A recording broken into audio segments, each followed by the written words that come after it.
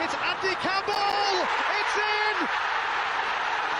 Campbell comes off the bench to be a hero! A superhero! Breakthrough! It's taken a while, but it's been worth the wait for Cardiff City!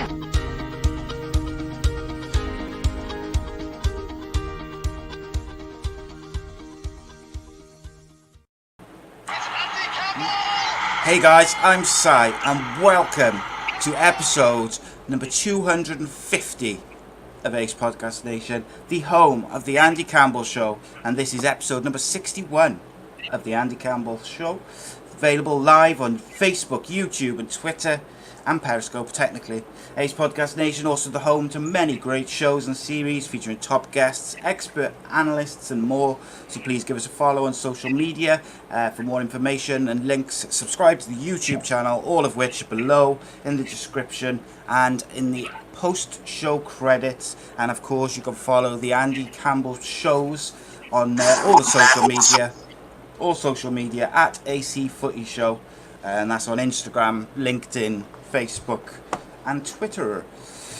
A big shout out and thank you to Black Diamond Sports for all their help and support. Black Diamond Sports is a global sports agency representing sports stars from around the world.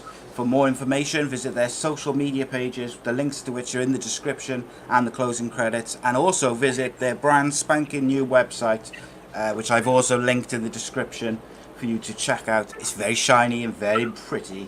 And also thank you to Darren Ralston and Bespokes Financial for sponsoring today's show. And here's a quick word from them. My mummy and daddy have been talking about life insurance. It sounds like something to protect my brother and me, but I don't really understand. Then my auntie Louise told mummy about Bespoke Financial Teesside. She said they're a local company who helped her with her life insurance. Mummy got in touch, and because they're based locally, a man called Darren was able to come to our house. He was really friendly. Darren stayed for a cup of tea and made it all really easy to understand. He said that life insurance will protect our home and family if anything bad were to happen. Like if mummy or daddy got sick, then we'd get enough money to take care of us, and our house would be paid for so we wouldn't get taken away. After an hour, Darren said goodbye and mummy and daddy seemed a lot happier. Once it was all sorted, we could all relax and watch a film together as a family. I don't know why they didn't do it sooner.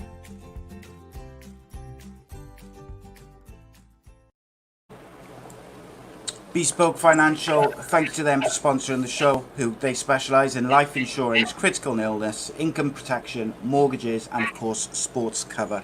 So again, we thank them. Joining me this evening, as usual, the goal collector, Middlesbrough and Cardiff City legendary striker, the king of the Millennium Stadium, Mr. Andrew Campbell. How are you, mate? I'm excellent, mate. Yeah, I'm really looking forward to this. I've been lucky enough to speak to our guest on a number of occasions, and I know how passionate he is about what we're going to talk about today. So yeah, I'm really looking forward to it. Yeah, it's going to be a fascinating one. It really is. I'm really looking forward to it. So with no further ado, introducing our guest this evening. He's been a manager, a first team coach, a head coach, an assistant, literally all over the world, including the English Football League and international level with several nations. I'm delighted to welcome Mr. Stephen Constantine. How are you, my friend? How are you? I'm good, thank you. Looking forward to the show, and thanks for inviting me. Oh, my pleasure, Stephen. Just to tell everybody and just to make everybody jealous, tell everybody where you are right now, or where you live. It's great, isn't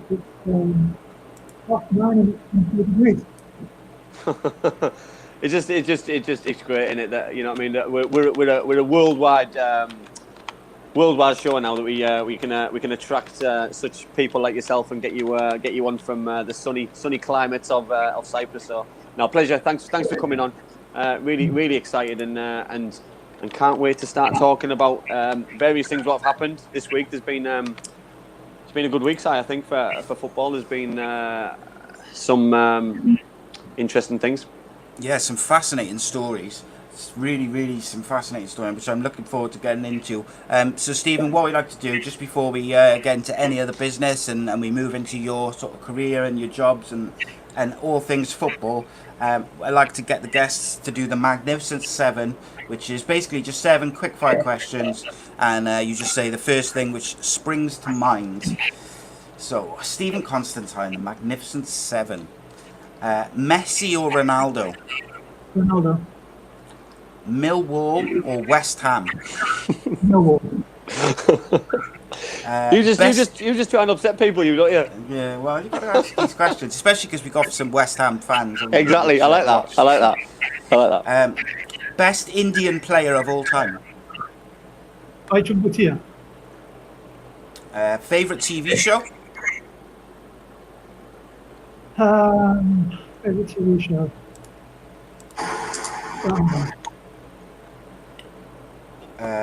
Angry player you've ever come across?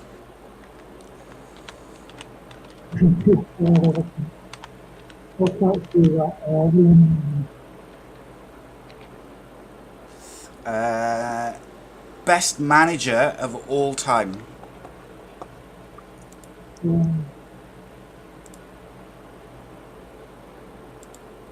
Bobby Robson. Great shout. And the greatest player you've ever coached? Oh, my daughter asked me that question earlier today. I've had quite a few. I'll go a boy from Silas. Okay. He played at Wolves. I had him with me in Cyprus. Julian Gray was top class when he was with me in Salamina. Kid with Diego. There's quite a few. Oh yeah, it's quite the list. Yeah. So what we move into then is the any other business, where we select a few stories from the week to discuss in detail.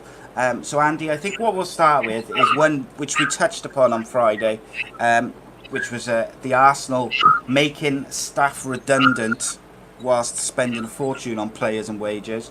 But I know you wanted to go into a bit of a detail with this one, so I'll let you take it away, my friend. Yeah, I just don't think. I just don't see how an organisation, a company, a business the size of Arsenal Football Club or any Premier League team really can make staff redundant without releasing footballers first and players first. You can't pay a player, and I know we use Ozil as an example, but I'm going to use him again. That Ozil gets paid apparently £350,000 a week, and then you release 50 people. He's not even going to cover his weekly wage. So for me, it's just madness. You need people in an organisation. You need people behind the scenes. You need a company like Arsenal, a business like Arsenal. Can't run on skeleton staff. They can't function. And I'd love to see the reasoning behind it. If it's to save money, then sell a player. If it's behind a business plan, then be honest about it and be honest with people instead of just using a get out clause really of just making people redundant. You know that we've had Premier League teams trying to furlough staff and then still pay the players whilst they're sat on the backsides doing nothing. It just doesn't sit right with me. It doesn't. You know, I'm all for footballers getting paid silly money, but then other people deserve to have a job as well and deserve to have their job protected, like footballers have their jobs protected, because players can't get made redundant. Players can't get sacked unless they do something out of order and they breach the contract. The only way a club can get rid of a player is if they sell him or if his contract ends. So for me, that's got to be the same as anybody else. So I just don't agree with it. I was boiling when I read the tweet, and I'm not really that happy about it still, to be honest, as you can tell. Yeah, it's a weird one, because especially when you look at the wages which Arsenal are paying out. So I find it a bit frustrating because those footballers, and to a certain extent the coaching staff and alike, they can go a couple of weeks with less wages, whereas the staff in the offices, etc., working in the stadium, they're the ones who are they're living week to week. So it's one of those. Sorry, I'll give you an example. When we were at Cardiff, obviously Cardiff were going through financial times when Peter Ridsdale was the chairman, and we had to get the PFA in. So basically, we didn't get paid for about 3 or 4 months. You know what I mean, in full wages. So, but players get paid good money, so you can afford to wait. We're going to get the money in the long run. So I had Ian Lanning, the kit man, living with me for for the full duration because he couldn't afford to drive back to Bath where he lived. He couldn't afford petrol because he wasn't getting paid any money. But the club still expected him to work. And when things like that happen, you know what I mean, it brings you together as a group. It brings your friends together. It makes you help each other out, and it makes you like a little family. But at the same time, these poor people are going to lose their job. And what else is out there at the minute? You know what I mean? There's loads of other companies losing jobs, losing focus, not employing. I just don't like it because the world's a tough place at the best of times. It's even tougher currently at the minute. Yeah, absolutely. Stephen, what's your view on the Arsenal situation? Well, I was born an Arsenal fan, and to be honest, I was totally disgusted and somewhat embarrassed that we can let 55 ordinary people, if I may say that, who are getting a normal wage, and have, as you pointed out, Andy, a boy on £350,000 a week. If he didn't get paid for the next 10 years, he'd still be all right. I just don't know. I don't know the logic behind that, and I think it was extremely embarrassing for Arsenal. I really hope that they rescind that decision and get those people back.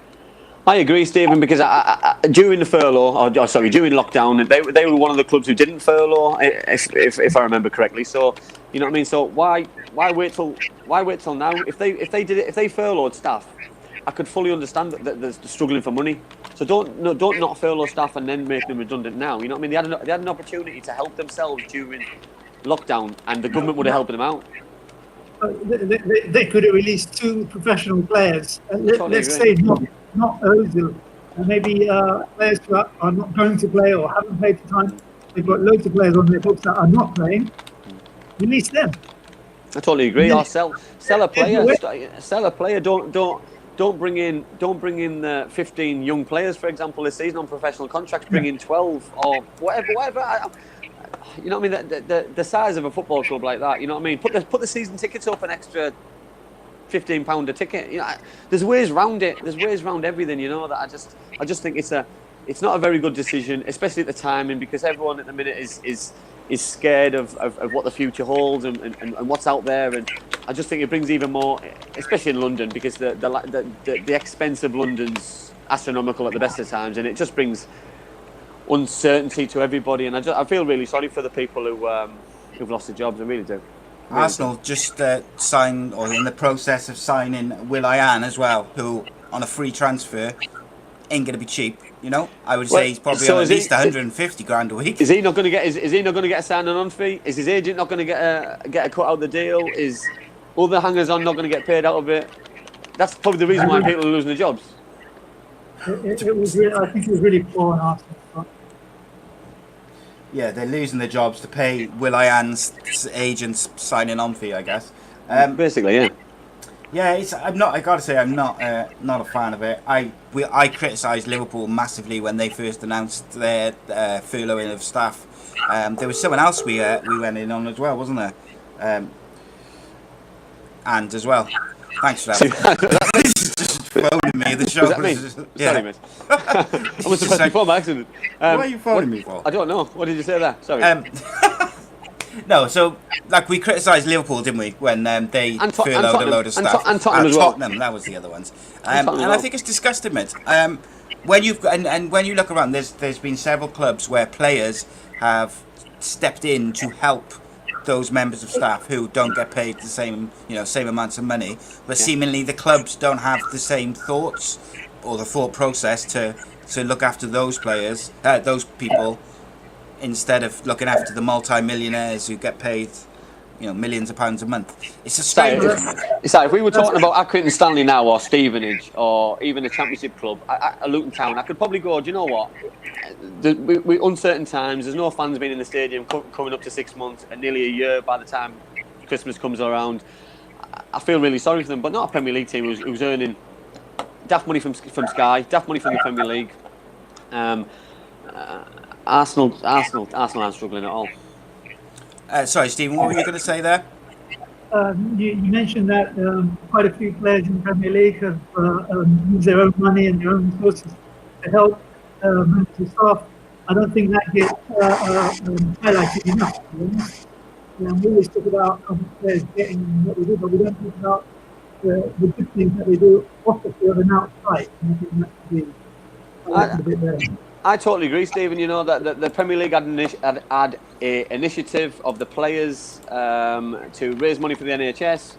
I think internally as well, every player probably has a right to raise a little bit of money for the club to sustain paying everybody's wages, because players earn an astronomical amount of money, and fair play to them, good luck to them. But at the same time, and I remember when I was at Middlesbrough and I was coming through that I got really close with the chefs at the club and the receptionists at the club. And every time I go back now, I still see the receptionists. We have a bit of fun and a bit of banter about the old times and the good old days. And when I see the chef who still works at the club now, and it's great to see her. But I'd be heartbroken if she lost a job because the club couldn't afford to pay her, but they were okay to sign Ravanelli, Emerson, Janino, pay my wages. I just don't like it, and I hope common sense prevails. And we move on, you know. Yeah, 100%, mate. It's there. James says Stan Kroenke is worth £10 billion, and you know, I know it's not all, like he says, it's not all sitting in a bank somewhere, but that's how much he's worth. So it's like, that's a big issue. So I know we're having some issues with Stephen's audio. People can't hear him. As far as I'm aware, mine and yours is perfectly clear. But it is, sorry to cut in there. Yeah, go on. It is not fine because, you know what I mean, regardless how much that man's got in the bank, I'm not, it doesn't bother me. You know what I mean? He's got a business plan, and his business plan's got to be that he puts so much in his Arsenal Football Club PLC account and pay wages for the full year. We're not even, I don't even know what the rules are, because it's not even the start of a football season. We're in August. The season should have started now. So if they were going to get rid of them 3 months ago when the season was finishing. Don't wait till this season's. I don't like it. I don't like it at all. Yeah, it's not good, mate. It's cowardly. Cowardly. So, Stephen, can I just check if that's a bit clearer? Yeah, how's that? Yeah, that's a bit better. That's miles better. Okay, so one of the things which got to me the other day was, I saw a few journalists comment on it. Frank Lampard has been nominated for Manager of the Year, and I saw a lot of journalists getting their knickers in a bit of a twist, because they were sort of saying, Solskjaer hasn't been named as a contender for Manager of the Year, but he finished third and he's still in Europe, and you know, listing off all these reasons. I thought it was very interesting. How do you think their seasons compare, Stephen, Solskjaer and Lampard's? Look, Frank had a really difficult job going in first year. Embargoes and players leaving. So I think he's done a great job to get them in the top four. I don't know about number of the year. Been in 3 finals and lost all 3.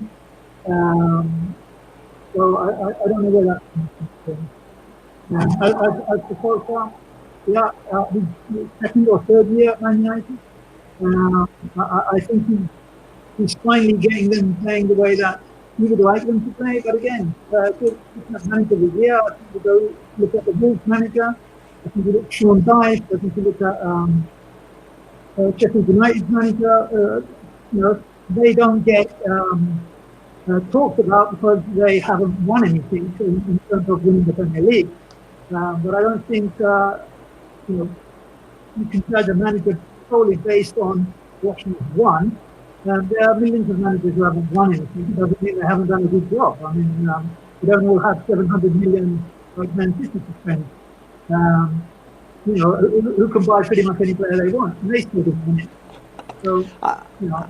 I totally agree, Stephen. I couldn't have put it better myself. That I look at Chris Wilder, I look at Nuno at Wolves, and just to name a few, and I think they've done absolutely fantastic jobs. And I feel really sorry that these kind of managers don't get the mentions and the recognitions just because they haven't achieved Champions League football, they haven't won a trophy, they haven't been to a cup final.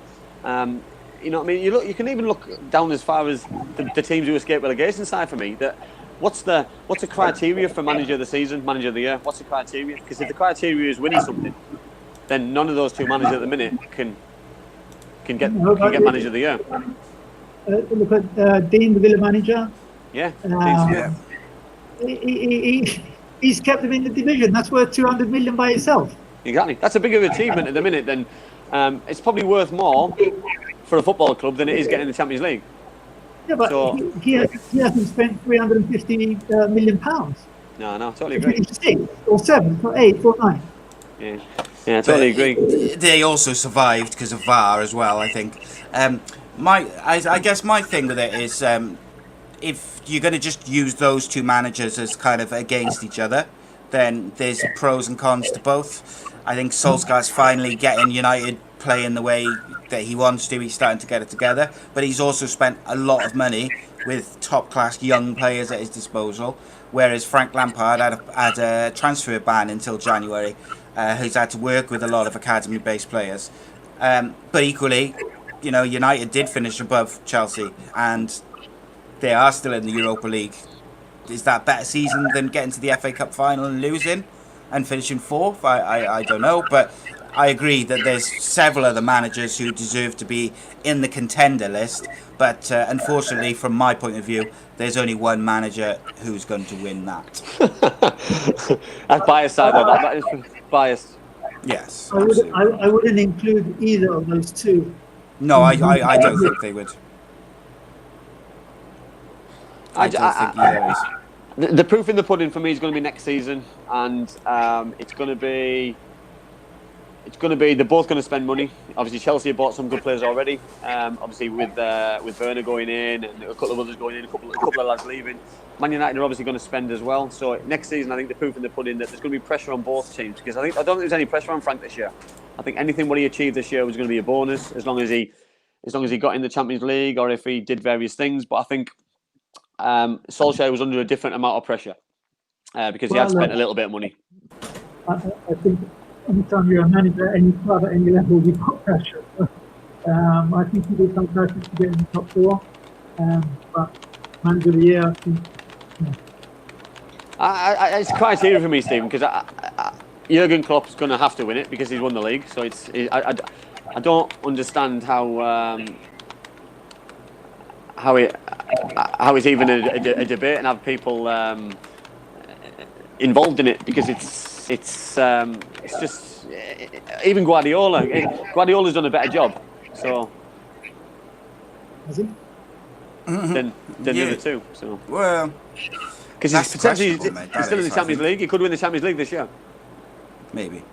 He does. So Equally, though, he probably should have already won the Champions League by now, with the money at his disposal and the players at his disposal. Okay, Andy, what was the final bit of any other business you wanted to discuss? we had a couple of we had two. So we had we'll go with the first one. So we had Andrea Pirlo's been given the Juventus job after the manager got sacked after the Champions League exit against Lyon in the week. So I just want to I'd like to hear Stephen's thoughts behind it, because obviously Pirlo was the under-23 manager, if I'm right, and he's taken a huge jump to be manager of some of the best players in the world. So, Stephen, what's your thoughts on Pirlo being given the opportunity? I think he's very lucky. I mean, it just seems to be the norm. At the minute you finish playing, 1 minute, the next minute you're a manager or a coach. I don't think it's right. I mean, at least he's gone and done the under-23s for a couple of years, and getting his feet wet with the personality. He's top player, but that doesn't necessarily mean he's a manager. He's going to have to work very hard. It doesn't matter. I mean, for many former players, and there's nothing wrong with former players being managers. Don't get me wrong. I think you don't go and do it time. We didn't go from first question to first manager. We went to Derby and say, Derby's a big club, and nothing went wrong. We did okay at Derby. They won promotion. He's a little bit down, and then gets the first job. I can kind of accept that. But it's tough when you finish playing and then the next day you become a manager. It's not normal these days. Yeah, it doesn't. Yeah, I don't agree. I don't agree that with the jump. I think there's, you know what I mean. I just think they've especially Juventus have tried so many managers over a short period of time that they've gone down a route now of giving it to Pirlo. But my question is, will he be given more time than anybody else? Because he's inexperienced. He's a hero there. He's achieved so much as a footballer there, and for me, I think he'll be given a little bit more time, and that's unfair though, because the previous manager obviously came from Chelsea, walked into a tough job. He's won the league, so yeah, he's won the league, but still gets a sack just because he got knocked out of the Champions League. So I do feel really sorry for him, because he's achieved quite a lot in a short space of time, you know. So it does, it's not very fair. And so the other one was Jason Tyndall. Jason is a good friend of mine. I know Jason from years back, when I played against him when he was a centre half and used to kick me a lot. And he was given the job this week for Bournemouth. He was Eddie Howe's assistant manager, and has worked with Eddie for years and years and years. And he was given a 3-year deal this week. So, and with me being good friends with Jason, I'm not comfortable with the decision that he's been given the job. I think that the management team struggled this season with wrong choices, wrong tactics, wrong players brought in, and for me, if Eddie's lost his job or leaves, sometimes all the coaches and all the managers have to go together, because it can't be one person. It's one person's fault, you know. The other people have to take some kind of the blame as well. And what's your thoughts on Jason getting the job, Stephen? Look, I would like to know what Eddie thinks about Jason getting the job. To be honest, I think you work going there as a team, you leave as a team. Now, if Eddie's okay with Jason getting the job, and Bournemouth think that he's the guy, then it's their decision and it's up to them. He's been around. He knows the leagues, which seems to be a major criteria in England. You have to know the league, whatever that means. But you know, I don't know what to say. What does that mean, Stephen? What, in your opinion, what does that mean? Know the leagues. What does it mean? It means that they don't want you to have the job. They're going to give it to somebody who's already there. I like that. That's the best answer we've had on our shows. That's the best answer we've had. 100%. Stephen, we just had a question in the live chat. It was asked earlier on, but I was just waiting for the right time. Kolkata Diaries asks if you've had any offers from any Indian clubs. Yes. I know that. See. When I said this was going to be fascinating, Si, it gets even better, because Stephen's answers are just amazing. He's a fascinating guy. I love him. He's class. James says there as well. He wonders if Chris Hughton isn't interested in managing anymore, because he doesn't seem to be really linked with these jobs, which you know, say 18 months ago, Chris Hughton was literally linked with every job that came up in the Championship and the Premier League. Go on, Stephen. I was going to say, I think Chris Hughton's top class. He did an absolutely brilliant job at Brighton. Okay, they had a bad spell, but he kept them up, and then he gets the boot. Can't understand that. He's done a decent job everywhere he's been. I'm pretty sure he'll get back in somewhere. And I had the pleasure of meeting him in September, October. He makes a mean cup of tea as well, I might say. That's a skill. That's a skill in itself, Stephen, isn't it? It's important. You just need to get that milk right, and then he skill. put the tea bag in, and does the tea bag stain, and then someone pours it on the tea bag. It's criminal. Tell you what, exactly. I did hear quite a strong rumour though that Chris was on gardening leave at his last club. So you know, I mean, that might be a reason why he's not allowed to go and join a club, or there's been a time lapse in him and him going somewhere else. So once that goes, which I'm guessing is about now, and he's waiting for the right job. But you know, I mean, sometimes if you can't afford to get, or the club can't afford to give you some payoff, then sometimes that's got to be done. He's top class, and I had a morning with him. Brilliant. It's a strange one though, Stephen, isn't it? Because I look at all the clubs that have appointed new managers that he should have been mentioned. You know that even when I'm going far back as when Cardiff appointed Neil Harris, that when people were mentioning Lee Boyer, his name came up then, and I thought, do you know what, that would be a really, really good appointment, because he's experienced. He always seems to bring the right people in as well. You know, I think he worked with Was it Colin Calder he worked with last time when he was at Brighton and Nottingham Forest and stuff? Paul Trollope as well. Yeah, so all his coaches have had managerial experience as well, which is really good and really strong. Well, of course, yeah, because you can bounce off people when things aren't going right, and you know what I mean. It just shows how intelligent the man is, really. I think you've got to get the best people you possibly can around you. Yeah. Trust them, delegate, let them do their work, and don't interfere.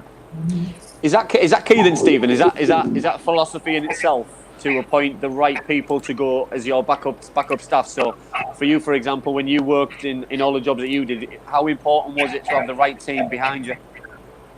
I think it's extremely important. If you get the right people around you, they make you better.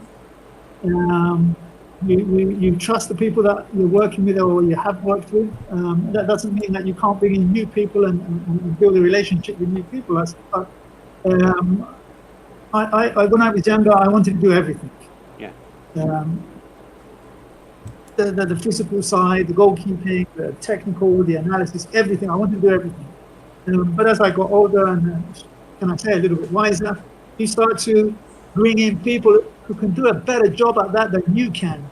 And if they do a better job than you, then let them do their job. Don't keep jumping in and interfering. And you've got to trust the people that you've hired.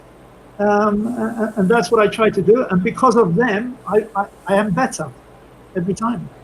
Have you worked with the same or similar people, Stephen? Or have you gone down a fresh approach every time you've managed? Have you taken people with you along your journey? I would say 9 times out of 10 I will inherit staff, especially the assistant coach or the assistant manager that I've had. I normally find them in the particular country. I tend to take my own sports science coach with me because he knows exactly what I want from training. And I've had Rogerio Ramos, who's been my goalkeeping coach on and off for 15 years. Absolute beast.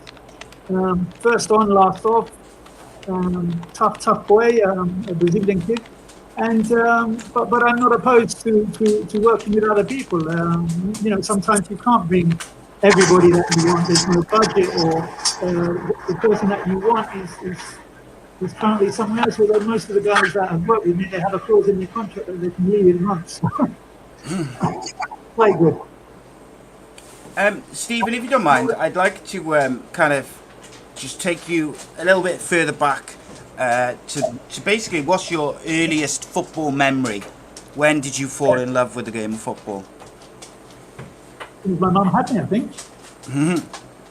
Was there a particular moment? No, I think I was just telling somebody the other day. My situation growing up in London was played Saturday morning for the school, Saturday afternoon for a Saturday club, Sunday morning for another club, come home, have me dinner, watch the big match, and then go down the park and play football. Yeah. That was my week. So it's all I've ever wanted to do. It's still all I ever want to do is play and play manage now. But I guess that would be my answer. Who was your idol growing up, Stephen? Oh dear. Why was that? Why was that, Stephen? Was that the way he played, or his attitude, or what stood out? Because obviously I was brought up as a Middlesbrough fan, and I was probably forced as a Middlesbrough fan.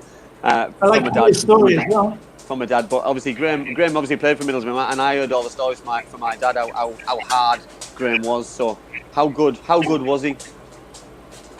I don't think.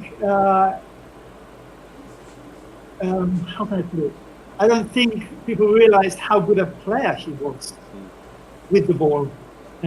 He was known as a tough tackling, no nonsense player, but he could play, and he covered ground. I mean, I think the modern type player now, the closest that I would come would be Patrick Vieira.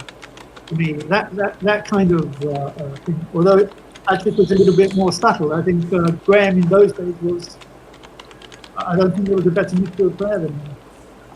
think it's disrespectful, though, isn't it, to name a player like a hard man, for example, because as I say, I'm going back for in his Middlesbrough days, which is obviously early in his career, that I've seen some of the goals he scored, and my dad showed me some of the videos, and some of the goals he scored were outrageous. And obviously, when he went to Liverpool and he started to adapt his game a little bit and get stuck in more, and the game was a little bit more physical.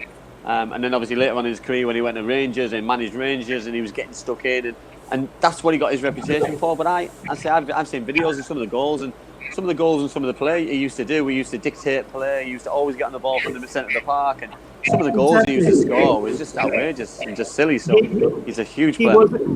He was a much better player than people gave him credit for. Yeah. And I don't see anything wrong with being able to get stuck in and pass a ball. As part and parcel, as a modern day centre midfielder, I think you've got to be able to get stuck in, win your battles, win your own individual battle. But then when you get the ball, you've got to be able to play, because I think tackling's going out of the game, Stephen, isn't it, at the minute? So people have to be able to. I don't know if they allow you to tackle these days. It's, no. How frustrating then is that from a managing point of view, Stephen? That obviously people go down very easily. So I think from a player point of view, when I see things, they're quite. It's quite frustrating. But from a manager, when you stood there on the sideline, you can't really do a lot about it. So how frustrating is it that those kind of things still happen?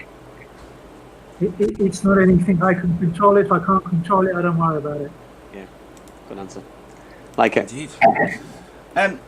Stephen, also, I was wondering, is there someone where your career so far who's really, really kind of helped you develop, someone who you've really relied on for whether it be advice or someone to bounce ideas off? That's a really great question, and the answer is not really. I haven't been in any country for too long enough to have that kind of relationship with anybody, but I know a lot of people in the game, but when you go to places that I have been, they can't help you because they don't know. Today is the I didn't know until a couple of hours ago, to be honest, but 18 years ago today we won a major tournament for the Indian national team. It was in Vietnam. Okay. And who's going to tell me about Vietnam? I didn't know anybody who'd been to Vietnam 18 years ago. Never mind go there and win a tournament. I don't. I honestly, I have some close friends that I can ask, but they haven't been to the places that I have gone or I'm going. So it's. Yeah. How many languages do you speak, Stephen? I speak 3 just about. Okay. I understand enough Hindi that the players they don't speak in front of me. So, when I first started, it was like I'm going to learn. I understand a bit of Arabic, but I'm going to try and learn the language everywhere I went. And then at some point, I realized it's probably better that I don't. Indeed. How important is it, Stephen, for a modern day manager and coach to be fully involved and understand the language? Because when I see some Premier League managers and coaches, and I'll use Bielsa for an example, that I don't believe his English is as bad as what it is, but to come out and do interviews with a translator, having been in the country for over a year, it just doesn't always seem right. And I'm hoping he doesn't have to translate to his players the same on the training pitch. Look, I think some managers would want to learn the language. Personally, I would try to learn 40, 50 words, at least that I can communicate to the players during the game. I think you should be able to do that. I don't know if I got a job in Sweden, how long it would take me to learn the language, but I would for sure be able to say a few words. I don't know if I would. I'm going to be fluent enough to do an interview. And it's the good thing here is when you have a translator, it gives you that extra time to think about what you're going to say. Yeah. The only problem with that is if the translator is not saying exactly what you're saying and using the football terminology that you would use. That's a big issue sometimes. Stephen, taking you even further back, so Obviously, before a manager, you played, but unfortunately, you had to retire through injury. So, can you tell people about your playing career and how it unfortunately had to end? Well, I don't know if I would call it a career as such. I mean, I had trials at Chelsea and Millwall as a schoolboy. I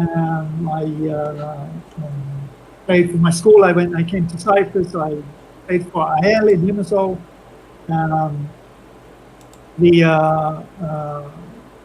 I was picked for the Cyprus under-23 national team.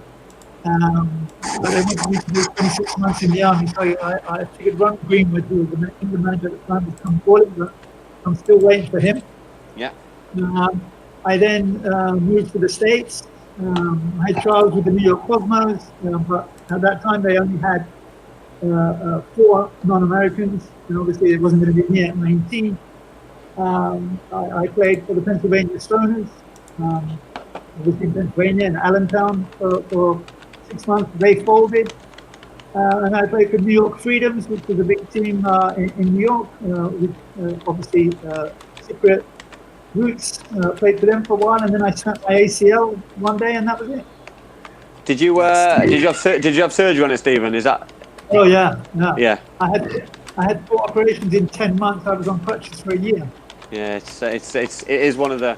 It is the worst knee injury in football. It's ruined many people's footballing abilities and career and things. But just something you just said there, Stephen. Interesting that you named in the clubs that you said in the USA. What kind of standard are you talking? So can you explain? So what kind of standard would they be like now? Would they be MLS or would they be Division Low in the USL? What would that standard be like now? They'd probably be USL Championship USL. Right, okay. I would say. Okay. So Stephen, we've got a few questions building up in the chat, so we'll flick over to those. James Costley asked, "What was life like in Sudan?" Well, that's a good question. I arrived at a really, really difficult time. I don't know if you remember, but the president of Sudan, al-Bashir, was incriminated by the United Nations for crimes in Darfur. And I think it was a week after I arrived, they were going to issue an arrest warrant for him. I had just gone to the Sudan and I had to go to the British Council to register myself there. And, the ambassador there told me in no uncertain terms I should leave the country. Because when this happens, the proverbial is going to hit the fan and I wouldn't be safe. Obviously, I totally ignored that because I had training the next day. We were playing at a game for 3 days, so it was tough. But I never feared for my life in Sudan. The people were fantastic towards me. The team was bad, like really bad. Average age was about 31 at the time. And, a lot of the players were very set in their ways. So my boss, who was absolutely Kamal Shadat, Dr. Kamal Shadat, who was absolutely finished.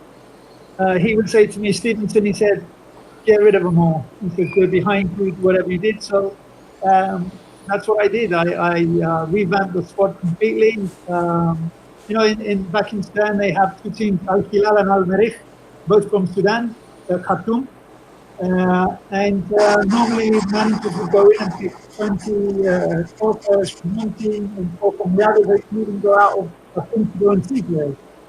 But of course, me, I'm going to go down and I have to do 2.5 hours away, and I don't travel the length and find the players unless I did, and it was tough. You said there, Stephen, about that you didn't fear for your life in Sudan that time. But is there been any experience where you've been scared about the countries that you've been in, or some of the countries that you're going to visit? Has there been any kind of stories that have scared you or intimidated you? Yeah, I mean, in Malawi they have flies. They're about this big. They're called the Cheche fly, and one of them got in the car, and I was terrified because if one of those bites you, your days are numbered. I shouldn't laugh. I'm not laughing, really, honest. I'm not laughing. No. Look, I think I mentioned Sudan. I was being driven to watch this game 4.5 hours away from Khartoum. And we're 2.5 hours in, and the boss calls Dr. Shadat. Stevenson, where are you? I said, sir, I have no idea. Somewhere between here and Hatta Hessa. And he went absolutely ballistic on the phone. What are you doing? You don't realize where you're going. I said, I'm going to see this left back. I saw him a couple of weeks ago. I quite liked him. Now he's playing at home. I'd like to see him. He spoke to the driver. I don't know what happened, but we carried on driving. And after about half an hour, a pickup truck pulled in with about 8 guys carrying Kalashnikovs. They all jumped out of the car, and at that point, I thought that was it. I really did. And it wasn't hot enough already, about 40 degrees, but it was really quite bad. And it turned out that they had come to escort me to the stadium because I wasn't safe. But I had no idea that I wasn't safe. So if you have no idea, then you're not scared. Stephen, is it difficult though to focus on the job at hand, like on sport, if you like, when you've got things like you described in Sudan, where they're telling you you're not safe, or you've got flies that could kill you, in an instant, or guys with Kalashnikovs? Like, it seems like that would be not necessarily the easiest situation to concentrate on football in. Sorry to jump in there. It's for me. I agree. It sounds like football's a secondary item here. It sounds like football is after probably saving your life, because it seems like there's loads more things which in place than the football. It just seems a crazy thing, because when we're on about England here and you're on about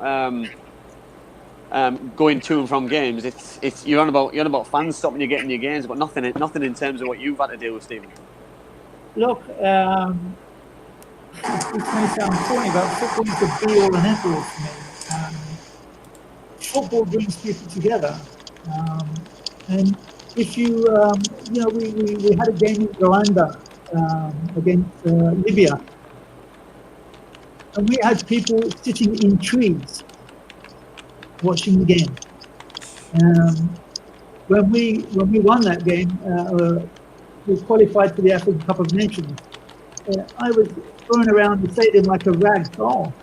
And then you get in the team minibus that is for 18 people, but there was about 32 of us in there. And then the boys start singing, the players. You can't buy those feelings. I mean, the whole country was ignited because of football. And I think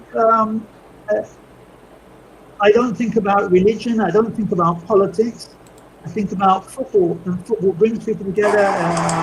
It creates the feel-good factor we had in Nepal when we went to the final of the South Asian Cup. The Sherpas stopped climbing the Everest because they wanted to watch the game.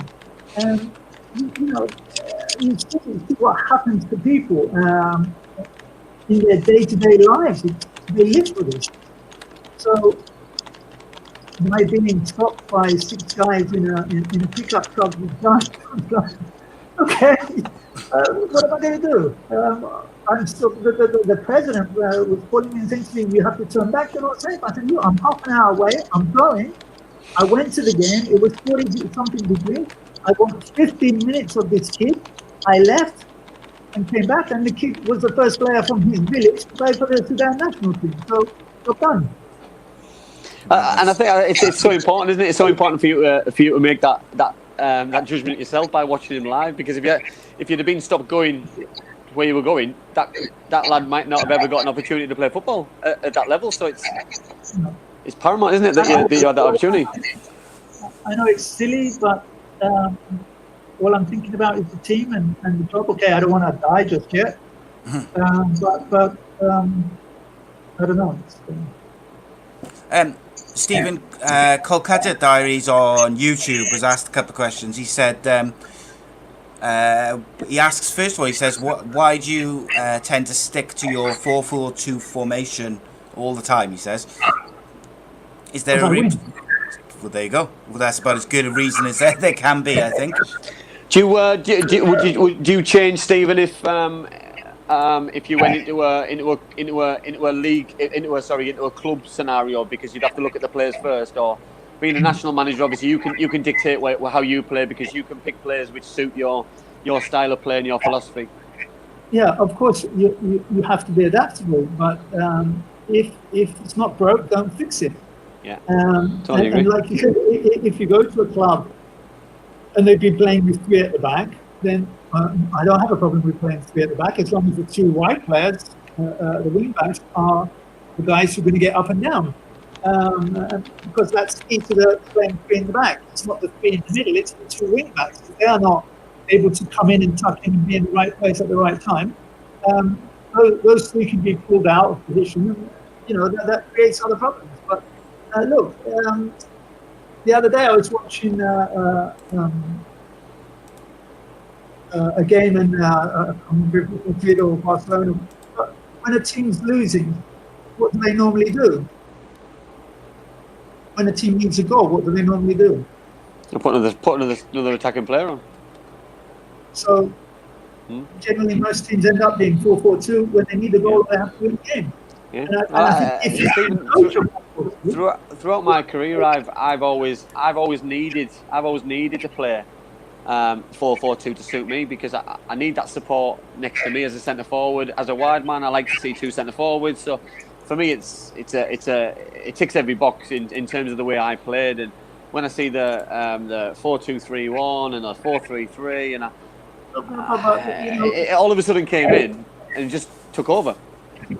If you get a pitch and put your X's and O's, a 4-4-2 covers the field, the length and breadth of the pitch. Yeah. I'm not saying it's the only good system, but it's one of the better systems that there is. Yeah, I totally agree. I totally agree. I think everybody as well knows the job as well, because I see when people play three in the middle and it doesn't work out for people not taking over or dictating whose man it is, etc. And it's just sometimes it can be a mess. Andy, I'll tell you, September, October, I was in England. I saw Premier League, Championship, League One, League Two, and the amount of times that teams changed formation in the game was unbelievable. I don't want to mention any teams' names, of course, but there were about 8 clubs, 6 games, and from the 8 clubs, 6 of the clubs changed the formation 5 times in the 6 games. So game 1 they played 4-3-3, game 2 they played 4-4-2, game 3 they played 3-5-2, and I'm thinking, wow, you guys must spend an awful lot of time on the individual person's job, because every time you change the system, the job changes. And it was clear some of these things were changing, and I'm thinking, what are you doing? How can you? And I don't know. Crazy. Is that managers panicking though, Stephen? Is that them trying to show off the talents? How do you look at it? How do you perceive it to be? They don't know what their system is. I totally agree, and sometimes I think it can have a negative effect on players though, because players are the ones who are going to suffer. Because if you're going in there at the start of a game, Stephen, as a centre forward, then all of a sudden you find yourself playing as a number 10.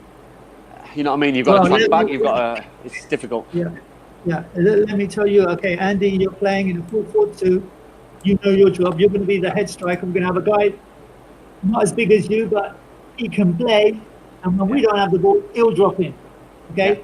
Next week we're playing 3 up front, and the week after you'll be by yourself up front. Yeah. How do I them up? I don't like it, because I don't think I've ever been comfortable in playing in front of my own, and it wouldn't suit me. The way of a modern day footballer, I'd have to. That's why I adapted my way of playing to play wide, because I think it suited the way that I played. But I think as a manager, as a player, you just want to play as well. I just couldn't understand that Premier League teams may get away with changing the formation for that opponent or this opponent. But I don't know in League Two and League One, and even some teams in the Championship. Not that the players can't do it, but you don't have the time with the games and the amount of games that we play to actually spend the time.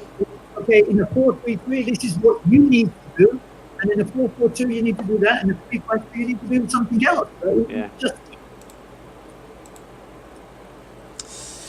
a couple of other questions here, Stephen. We've got let's have a look. He says, and Rye asks, do you know of a player called John Johnson who plays in the Indian League, who's from Middlesbrough? Yeah, he's a good player, John. yes, centre half. Yeah, John played centre half. Yeah, because a good friend of mine played in India as well when John was there. So it was Josh Walker. So Josh played. Yeah, Josh was centre midfield player, I think, or attacking midfield. Yeah, to be honest, I didn't take any slight bit of notice on any of the foreign players, but I remember the lad who played in the back. I've gone to see him a few times, and one of our Indian players was with him, and I thought that would be good for him to play with him. So that's how come. Yeah. Yeah, No, yeah. the good players. I remember John. John came through the Middlesbrough ranks and I think got released at a really young age and ended up going over to India to the Super League, and I'm sure he won. Well, he won at least one title. Maybe he won a couple. I don't know, but I think he definitely won the Super League with in his final. Yeah, I think he did. Yeah, and I think he stayed out there. He was, and you know, he was for me one of those players that came and did the work. There were so many foreign players that came to India and they didn't respect and they didn't give what they were supposed to give, if you know what I mean. Yeah. But he was one of the ones that he tried to help, he tried to improve himself, even though he had played at a good level. So, respect. Got it. Stephen, here's a good question. I like this one. What does a quality coach look for in a player to play in their team, which an ordinary fan or viewer can't see? I think attitude is the biggest thing for me.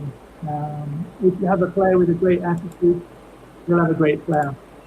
Great depends on what you consider great, but I think that's a big one. Work ethic for me is another one. I want players who are going to work. I want players who, it doesn't matter what the score is, it doesn't matter if it's cold, it's hot, and I want him to do the work, and that includes training. So I think good character, good attitude to work, and obviously you then can help him become better. I believe I can make any player in the world better than he is if he wants. Yeah. If that makes sense. It doesn't have to be something major. It just could be, look, if you time your run a little bit better, you'll get there at this time. And some of these players, you're not going to teach them how to play football, but you're going to teach them how to manage the game and manage their job within the game. So Andy, we've heard from a quality coach from the question. What about you as a manager? What would you look for in players? I always wanted people to just run through a brick wall for my football club and for my team. You know that every time that my lads went out, I expected them to run through the brick wall for the shirt and earn the money what they were picking up, because you know what I mean, at the level I was managing at semi-professional football, that you know what I mean, money was being paid at the time, and I didn't really think that a lot of people were earning what they were getting, and it was a biggest bugbear of mine. Sorry. That's all right. But I absolutely hate that. There are so many people stealing a living from this game. They don't deserve to be in the game, never mind making money from the game. I totally agree, and that's the biggest bugbear of mine, Stephen, because when you lose as a manager and you've got to walk into the chairman's office or the executive's office, and he has a go at you that you've been beaten, and he asks what happened, and you've got to explain, and you try and have a justification of players aren't good enough, but you brought the players in, right? Okay, granted, players didn't work hard enough. Well, that's my fault. Well, players have to take responsibility now. 'Cause I judge other players on the way that I played, and You know what I mean? Si watched me when I play for Cardiff, and we have a lot of followers on here who watch me play. And I've never ever said that I was good at football. I still don't believe now that I'm good at football. One thing I was really good at was I didn't stop running for as long as I was on the pitch. I was quicker than everybody else on the pitch, which I used to my advantage, and I tried to get fitter and fitter and fitter over my lifetime so that I could run that pace for longer. And I don't see that happening now. I see people wanting to go to the gym and looking good and trying to look the part, but that doesn't make you a good player, and it doesn't make you fitter and get on the pitch, unfortunately. You know what I mean? So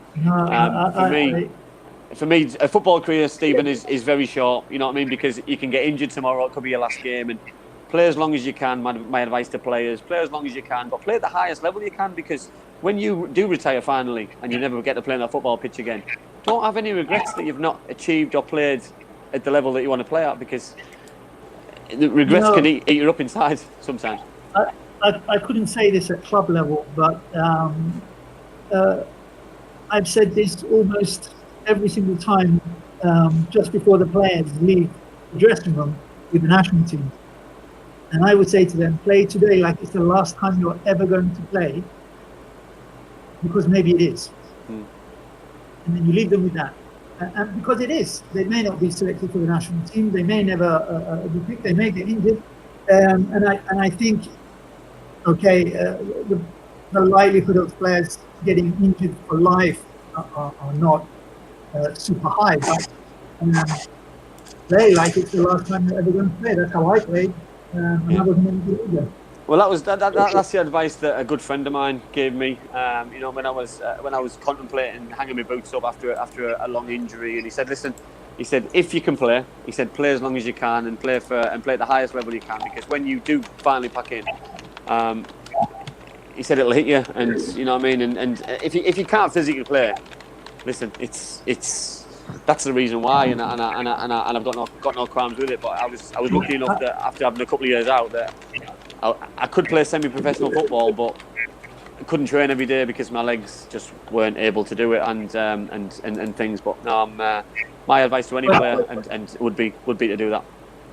Question for you. Yeah, basically. Is the game played with or without the ball? Should be with it, but sure, it should be, but it's not. But you run around. You know what I mean? So you spend more time. You spend more time without the ball. So the game is played without the ball. You've got to maximise what you do with the ball. Yeah.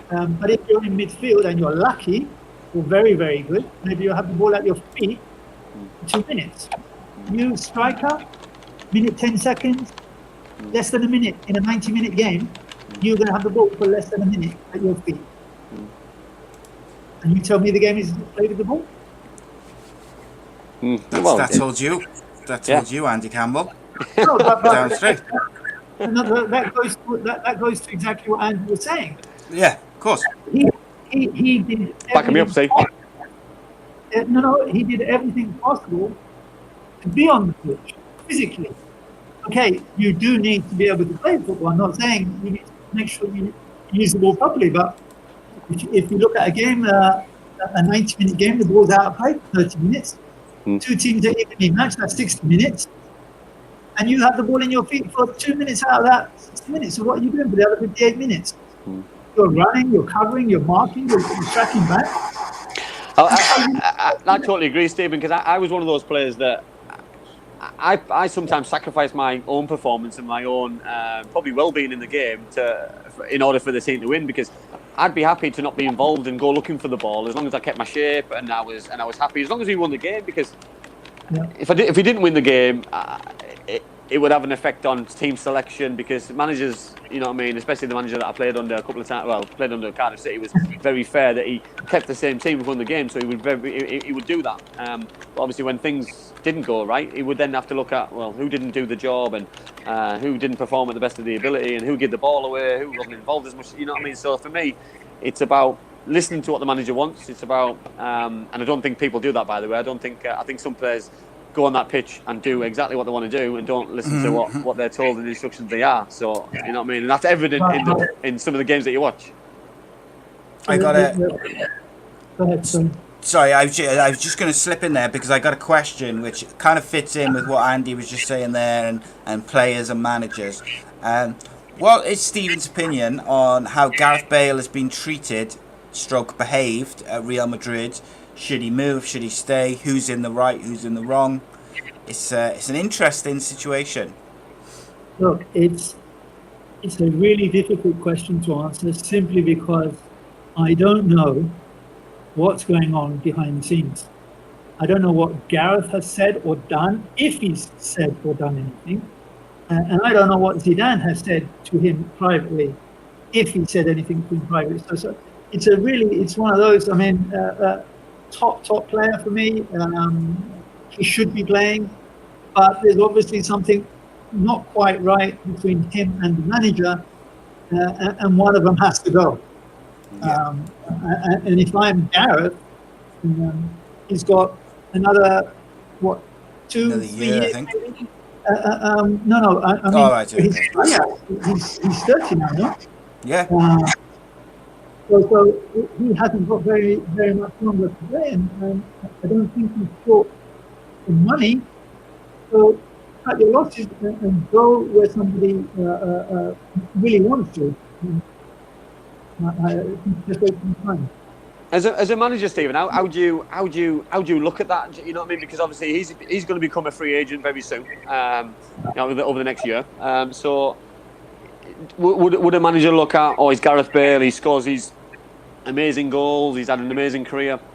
Or do you look at it from the other side of the coin and say, does he want to play? Has he got the appetite to play football? Does he, you know what I mean? Does he really want to play? Does he need to play?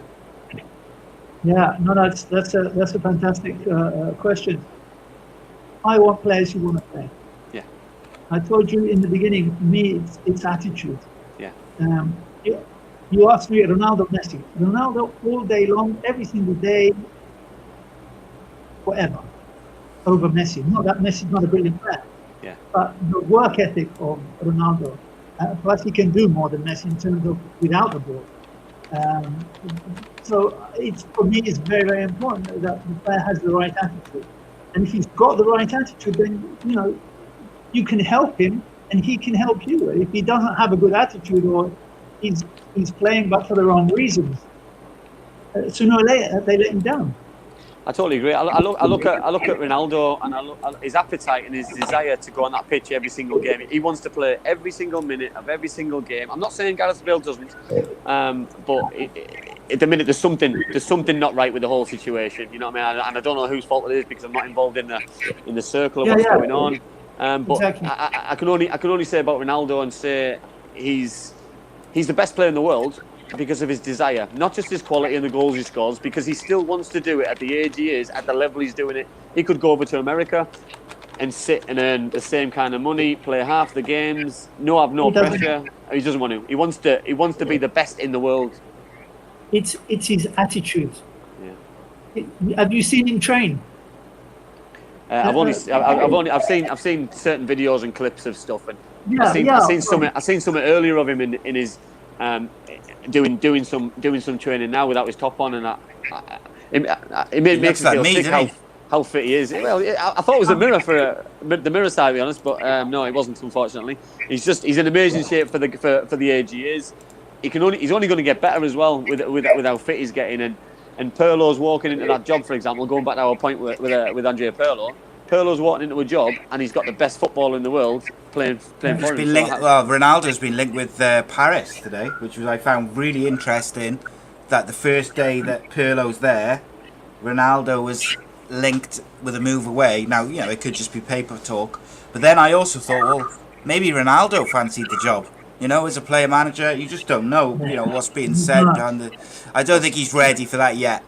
To be honest, he wants from his point of view, I mean, as well. He wants to play. He wants to be the best he can be, and for me, that's having somebody above him and telling him what to do and picking him week in, week out, because he just needs to concentrate on what he's good at, and he's amazing at football, isn't he? So, yeah. And I think the funny thing with the Bale situation, just finishing off on that, is if Madrid hadn't changed their mind about the move to China, this wouldn't be an issue. Because they set up that move, they was all ready to go, and then they, for whatever reason, changed their mind. I don't know. Go on. I don't know why he'd want to go to China. I mean, okay, Well, no. you know, it's the incentive.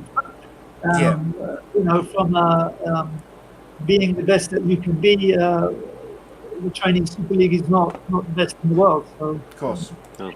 And it loses its credibility when they have a salary cap and you can't, and you're not going to earn the kind of money what he's demanding anyway. So he's best off staying where he is.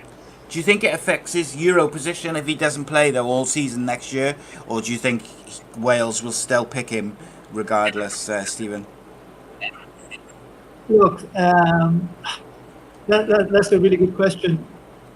I can't imagine that he will go the whole of next season not playing, even if he gets out on loan somewhere.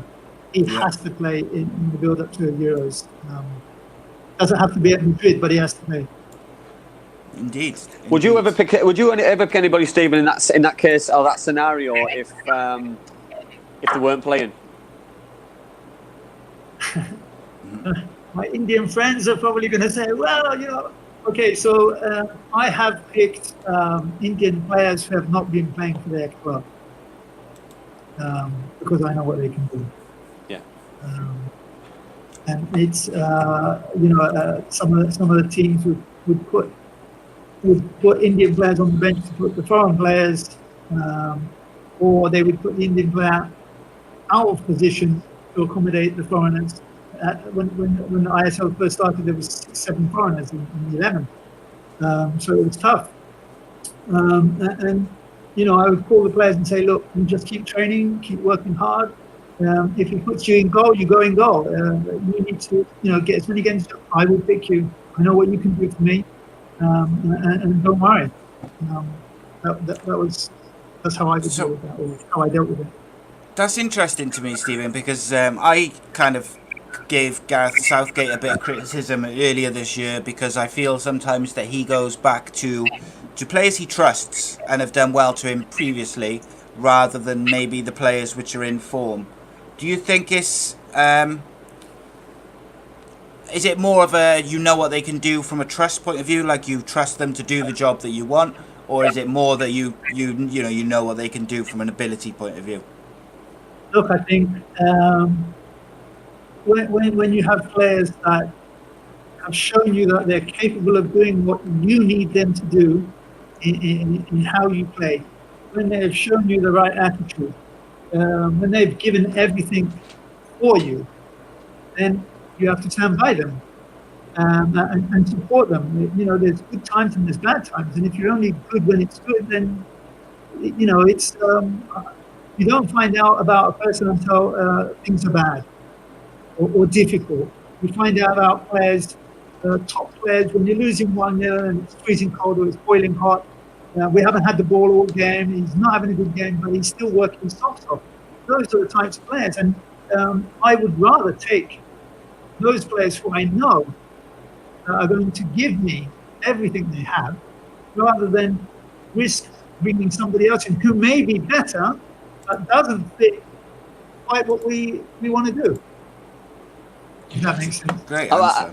I think that's so important, though, isn't it? You know what I mean? Because it's got to also fit your own philosophy. So it's everything. It's individual. You know that Gareth. I know you just spoke about Gareth there. That Gareth picked people who's tried and tested.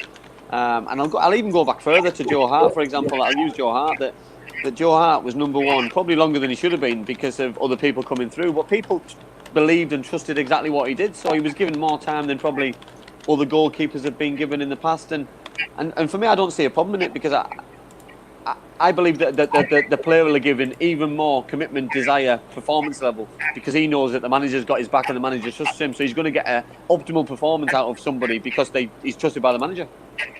Yeah, absolutely spot on.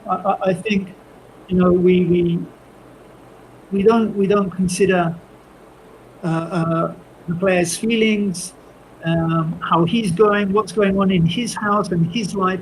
And I think you have to make that human touch with players. There's so many factors that go into picking players. You know, when you pick a team, someone somewhere is always going to have a different opinion, and that's fine. But I know what Andy Campbell can do for me, and I know that when I put Andy in the game, he's going to give me that, not less than that, but that and more every single game. Now, he may have a bad game, but he would have worked. Never had a bad game, Stephen. Yeah, of course you have. But let's just say in the virtual world that you had a bad game, but your work rate did not dip. So there are a lot of factors in, but I think if you have people that you know can do the job, you're going to play them. Yeah, I agree. Totally agree. It's a great answer, and it's great having you on and that kind of insight, because having a manager who's or somebody who's been a manager, but someone who's been at the level that you've had, and being club manager, first team coach, national manager, is just insight's amazing. And I want to touch on that, because obviously you took over the Indian national team, Stephen, in 2002. You were there for 3 years, but then you came back in 2015, and so tell me how different it was from 2002 to 2015. So what was the standard like? What was the federation like? Was it different when you took over in 2002 to when you left it in last year or the year before? When I took over in 2002, we didn't have a kit sponsor. Okay. For the national team, and did you have a kit though, Stephen? Yeah, it was called Shiv Naresh, and it was like a little puma turned the like the crocodile, but it was turned the other way around. And it was like wearing your velvet curtains that we had back in the day.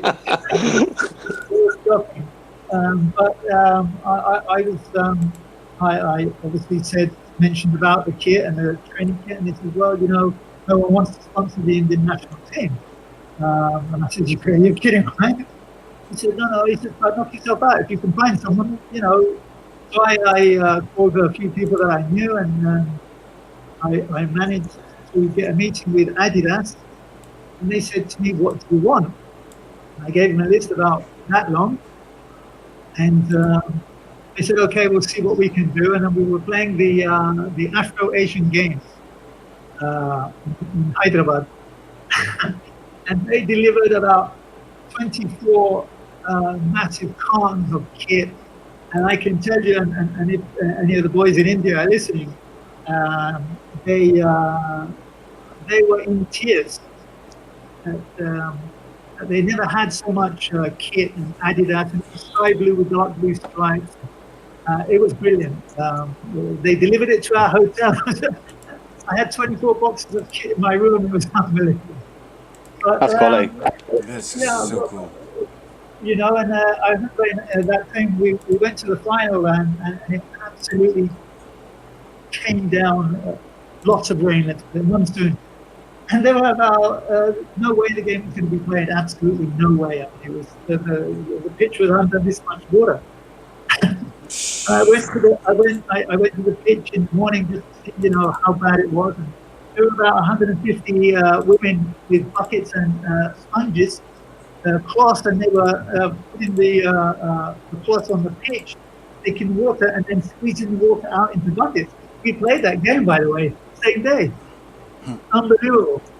When the Indians decide they're going to do something, it happens. They do it. That's a great story. That and thing is, Stephen, this is something obviously that the people take for granted, don't they? That that you expect, especially a national team, that they have the best of everything. They have the best facilities. They have the best kit, training kit, boots, hotels, everything put on them. But it's madness that the new national team manager has to sort the kit out, whereas somebody who works for the federation and the organisation, surely that's their role and their responsibility and their job title to go and sort it out.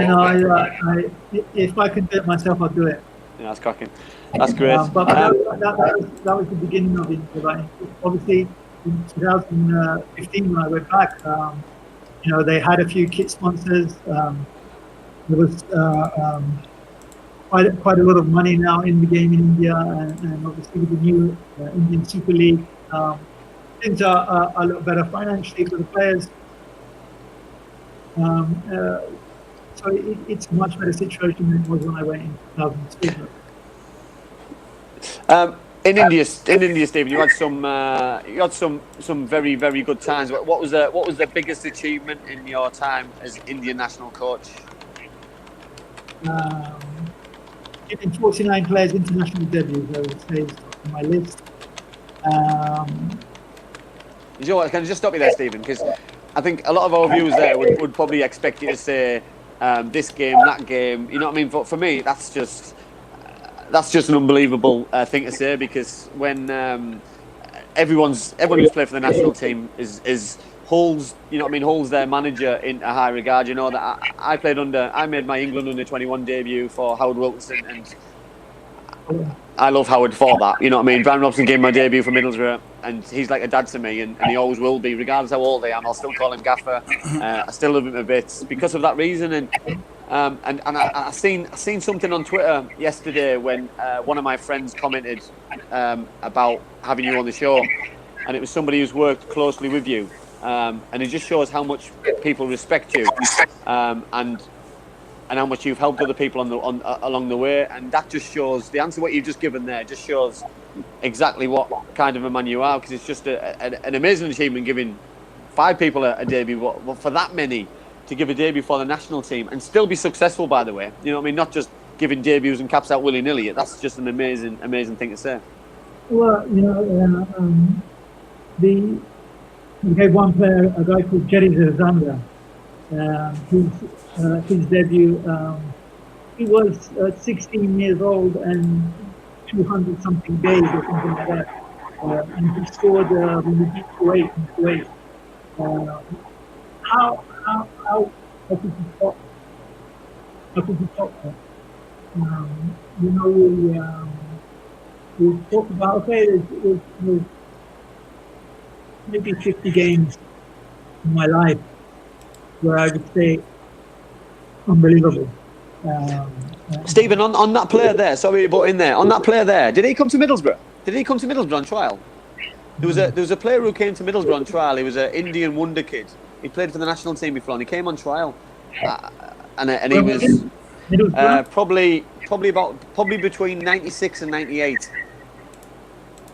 Oh, no, no, I don't know. He came to Middlesbrough on trial, and he stayed for a couple of weeks, because I played a couple of reserve games with him, and I think he played wide, and he was technically very good. He was very slight, and I think he was unlucky not to sign, and then I think he went back to his home country, and I didn't really hear much about him then. But as I say, no, but I mean, look,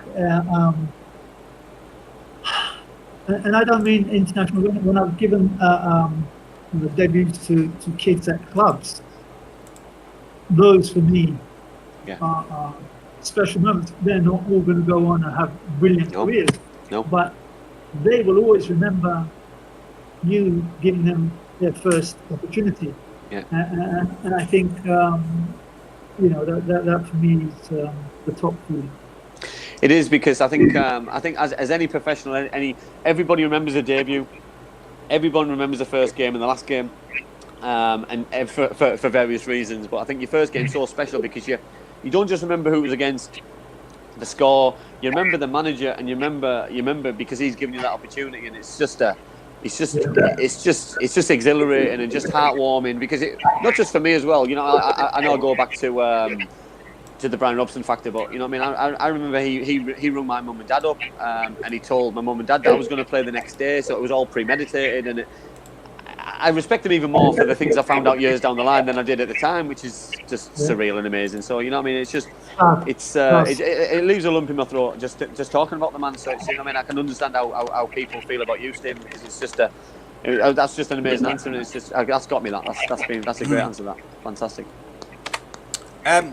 Stephen, just to finish off something which I've brought in the last couple of weeks, just a completely fun question, just to finish off on a nice light-hearted way, especially after you just broke an Andy with your answer there. So, if you could make one drastic rule change to the beautiful game to appeal to a bigger audience, or bring more people in, or get more kids involved, whatever it may be, what would it be? Drastic rule change. Such a hard question. Put him on the spot here, aren't you? I know. You could jump in, Ant, as well. I'd probably get rid of referees and linesmen and just let someone in the stand just referee the game like it was going on at the minute and just go from there because it's a joke. I would probably sort the offside thing out. Yeah. Okay. I don't like.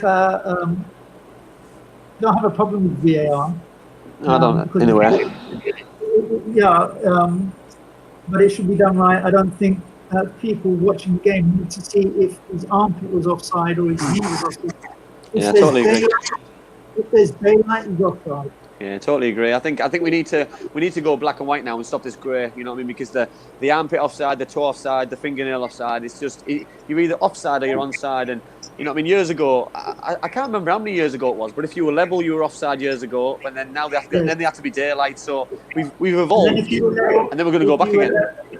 Yeah, and then if you were level, you weren't offside. Yeah, so all changed. Yeah. Okay. So, and the other thing that I would absolutely gets on my nerves is these pansies who keep falling over when the wind blows.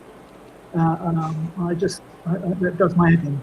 Yeah, I totally agree. Totally Players grabbing their face when they haven't been touched, and it's clear that hasn't been touched. They should be sent off because they're trying to get something. I totally agree, and I think the bans should replicate what's happened as well. You know what I mean? Forget this 1 game ban, 2 game ban, 3 game ban. If someone's cheating, throw the book at them, give them a 5, 7, 10 game ban because it's going to affect them. You know, because players want to play and the top players want to play. So it's irrelevant about money because you're not an asset if you're not playing football anymore. So clubs will not carry on paying players if they're going to cheat and they're going to cause these things. So for me, if you dive in the box, it's a straight red card, it's a straight ban, a good ban.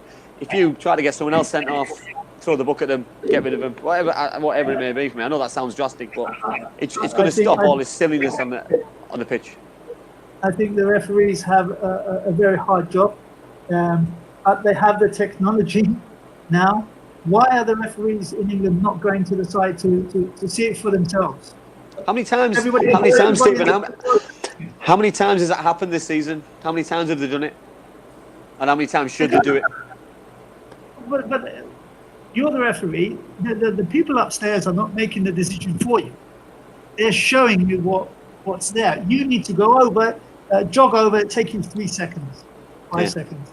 I totally agree. I think I see it happening in other countries. It happens in the Champions League. It doesn't happen in England for whatever reason. And the other thing, you've got a fourth official as well. You've got a fourth official who stood on the sideline who could watch it for him instead of someone in an office watching it. It just doesn't get me that. But on that note, Si, we've got a referee coming on the show on Friday, haven't we? Who might be able to help out with shed some light. Yeah. So Friday. Ex-referee. Yes. So Friday, obviously, with the championship season finished, we are doing another special show. So myself and Andy will be joined by former Premier League referee Jeff Winter to discuss the standard of refereeing, VAR, and everything else in between.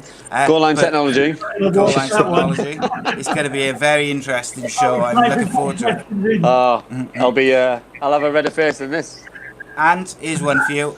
So Kolkata Diary said he thinks that the player who was on loan at Middlesbrough was this guy who I will not do service.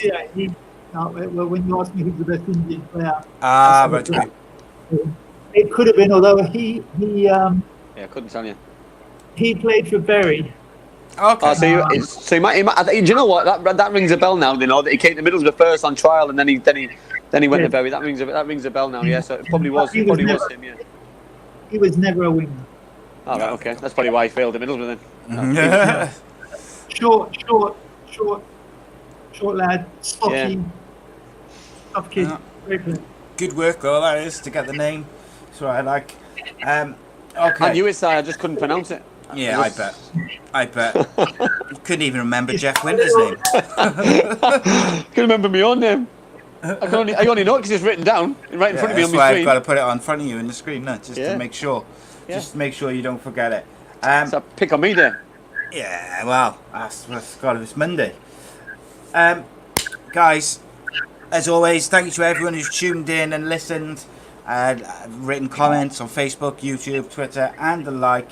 Stephen, thank you very much for your time. Really appreciate it. And Andy, as always, thank you for your time. My pleasure, friend. Stephen. Can I just say you've been fascinating. I was really looking forward to it, and you've outdone my expectations massively. You've been that and more, mate. I really appreciate it. Thank you. Thanks very much for having me on the show. Great talking to you again. Hopefully we'll speak soon. We will definitely be speaking soon, Stephen. You better get yourself to bed anyway. What time is it? Only 11 o'clock. It's early. It's early. Couple of beers now. The sun's gone in though, Stephen, so he's unlucky. It's difficult then, isn't it? Of course, guys, again, thank you to Black Diamond Sports, and check out Bespoke Financial as they try to grow the biggest insurance provider in Teesside, and they are looking to expand to other parts of the UK. They've got a fantastic reputation, and check out their website, their social media. Everything's in the closing credits, along with in the description below. You'll find Black Diamond Sports' new shiny website. But until Friday, thank you to everyone who's tuned in. Thank you to you guys for joining us, and also lots and lots of shows on A.C.E Podcast Nation. With this week dropping 7 shows in 7 days, so check them out. Cheers, guys. Cheers, guys. Lovely. My mummy and daddy have been talking about life insurance. It sounds like something to protect my brother and me, but I don't really understand. Then my Auntie Louise told mummy about Bespoke Financial Teesside. She said they're a local company who helped her with her life insurance. Mummy got in touch, and because they're based locally, a man called Darren was able to come to our house. He was really friendly. Darren stayed for a cup of tea and made it all really easy to understand. He said that life insurance will protect our home and family if anything bad were to happen. Like if mummy or daddy got sick, then we'd get enough money to take care of us, and our house would be paid for so it wouldn't get taken away. After an hour, Darren said goodbye and mummy and daddy seemed a lot happier. Once it was all sorted, we could all relax and watch a film together as a family. I don't know why they didn't do it sooner.